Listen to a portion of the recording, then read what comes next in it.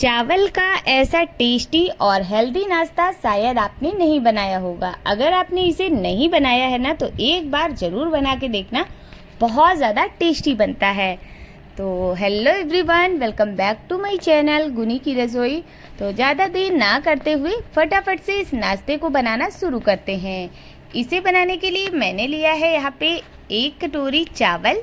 मुझे आज ये नाश्ता बनाना था ना, तो मैंने इतना सा ज़्यादा ही थोड़ा सा चावल बनाया था, तो इतना मैंने बचा लिया है। अगर आप बचे हुए चावल से नहीं बनाना चाहते तो इसके लिए आपको चावलों को भिगो देना है। सूखे चावल भिगो देना है और उसके बाद जब वो अच्छे से फूल जाएं 3 से 4 घंटे बाद, तब आपको उनको पीस के ये वाला नाश्ता बना के तैयार कर लेना है। उससे भी ये बढ़िया सा बन के तैयार हो जाता है। लेकिन मैंने यहाँ पे लिए हैं बचे हुए चावल, तो इनको अभी हमें पीसना है।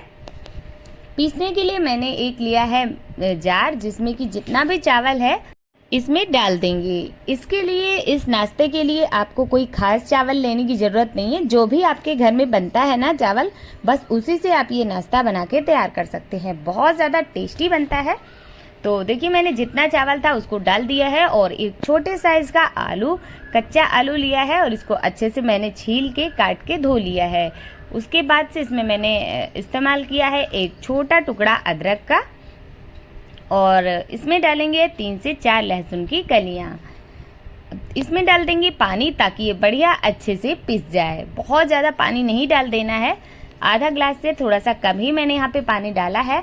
और इसको अभी पीस के लाते हैं। तो यहाँ पे इसको डालने के लिए मैंने एक ले लिया है मिक्सिंग बोल, और इसमें जितना भी चावल जो हमने लिया था, इसको हमने पीस के तैयार किया था, इसको इसमें डाल देंगे। अब इसमें इस्तेमाल करेंगे कुछ वेजीज। जो भी आपको इस्तेमाल करना है सब बिल्कुल बारीक कट करके इसमें डालना है, बहुत मोटा मोटा नहीं कट करना है। तो सबसे पहले मैंने यहाँ पे डाला है आधा शिमला मिर्च।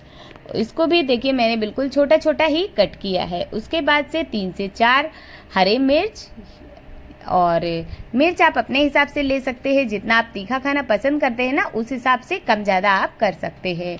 एक मीडियम साइज का प्याज, जिसको कि बिल्कुल बारीक कट किया है। और लास्ट में मैंने डाला है हरा धनिया। हरा धनिया आप ज़रूर से इसमें डालिए, इससे बहुत अच्छा टेस्ट आता है। उसके बाद से इसमें मैंने डाला है चिली फ्लेक्स और नमक। इसमें बाइंडिंग के लिए हमें चाहिए बेसन। तो मैंने यहाँ पे इस्तेमाल किया है 3 चम्मच, 3 छोटे चम्मच, जिससे हम नॉर्मली खाना खाते हैं ना, उसी चम्मच से 3 चम्मच बेसन मैंने यहाँ पे इस्तेमाल किया है।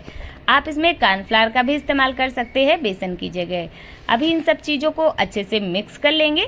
इसमें आपको मसाले वगैरह कुछ भी नहीं डालने हैं, बस नमक, मिर्च, हरा धनिया, प्याज, और जो भी सब्जी आप डालना चाहें, गाजर डालना चाहें तो आप बिल्कुल बारीक कट करके उसे भी डाल सकते हैं। इस तरह से आप इसमें सारी सब्जियां डाल सकते हैं। या फिर आपके पास, अगर जो मैंने यहाँ पे इस्तेमाल की हैं, इसमें अगर कोई आपके पास नहीं है तो उसे आप स्किप कर सकते हैं। उसके बाद आपको क्या करना है, इन सब चीज़ों को अच्छे से, सब्जियों को और जो भी नमक मिर्च हमने डाला, इन सब चीज़ों को अच्छे से हमें इसमें फेंट लेना है। तो अभी देखिए, इसको हमने फेंट के तैयार कर लिया है। तो इस नाश्ते के साथ खाने के लिए हम बना लेते हैं एक चटपटी और तीखी सी चटनी, जो कि इसके साथ बहुत ज़्यादा टेस्टी लगती है। तो इसे बनाने के लिए मैंने यहाँ पे लिया है सूखा वाला नारियल। तो ये देखिए, सूखा वाला नारियल है। अगर आपके पास फ्रेश नारियल है तो आप उसका भी इस्तेमाल यहाँ पे कर सकते हैं। इस चटनी को आप इडली, डोसा, दाल चावल या फिर रोटी पराठे के साथ, किसी के साथ भी इंजॉय कर सकते हैं। बहुत ज़्यादा टेस्टी लगती है।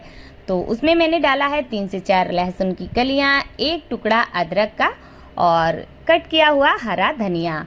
हरा धनिया को आपको डंठल के साथ ही इस्तेमाल करना है, केवल पत्तों का इस्तेमाल नहीं करना है। ये जो डंठल रहता है ना धनिया में, इसको आप चटनी में डाल दीजिए, बहुत बढ़िया सी चटनी आपकी बनके तैयार हो जाएगी। मैंने यहाँ पे डाले हैं 2 हरे मिर्च। मिर्च अगर आप ज़्यादा तीखा खाते हैं तो और ज़्यादा ले सकते हैं। अगर आप ज़्यादा नहीं खाते हैं तो आप यहाँ पे मिर्च की क्वांटिटी कम कर सकते हैं। यहाँ पे मैंने लिया है भुना हुआ चना, और उसके बाद इसमें डाल देंगे पानी और नमक। बस अब इन सब चीज़ों को हमें अच्छे से पीस के तैयार कर लेना है। ये चटनी बहुत ही ज़्यादा चटपटी लगती है, बहुत टेस्टी लगती है। थोड़ा सा नींबू का रस डाल दीजिए और बस अभी ये चटनी हमारी तैयार है। लेकिन इसे और ज़्यादा टेस्टी बनाने के लिए मैंने यहाँ पे एक तड़का लगाया है। इस तड़के को डालने से ये चटनी और भी ज़्यादा टेस्टी हो जाती है। तो इसमें मैंने राई, करी पत्ते और हींग का तड़का लगाया है। इसे आप ज़रूर लगा दीजिए, इससे बहुत ज़्यादा टेस्ट इसका बढ़ जाता है। तो अभी मैंने तड़का इसमें डाल दिया है और अभी तड़के को आपको पूरी चटनी के साथ बढ़िया से अच्छे से मिक्स कर लेना है इस तरह से। तो ये देखिए हमारी चटपटी तीखी सी चटनी बनके तैयार हो गई है, जो कि इस नाश्ते के साथ बहुत ज़्यादा टेस्टी लगती है।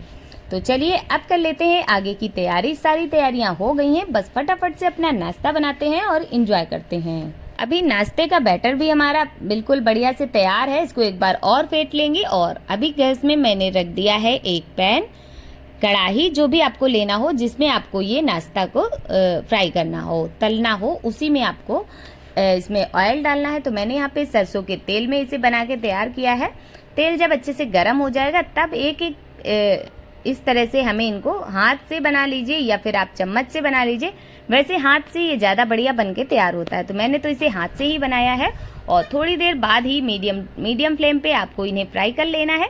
बहुत ज़्यादा लो भी नहीं करना है, बहुत हाई फ्लेम पे भी इन्हें नहीं फ्राई करना, मीडियम फ्लेम पे करना है।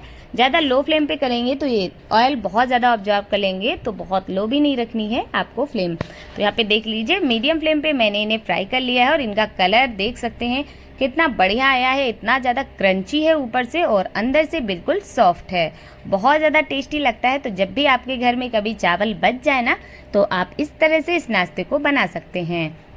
यहाँ पे देख सकते हैं सेकेंड बैच का भी मैंने यहाँ पे इसी तरह से डाल दिया है। मैं आप लोगों को एक एक स्टेप इसलिए बताती हूँ ताकि आप भी अगर कोई नाश्ता हमारा वीडियो देख के बना रहे हैं तो आपका भी बिल्कुल परफेक्ट बन के तैयार हो।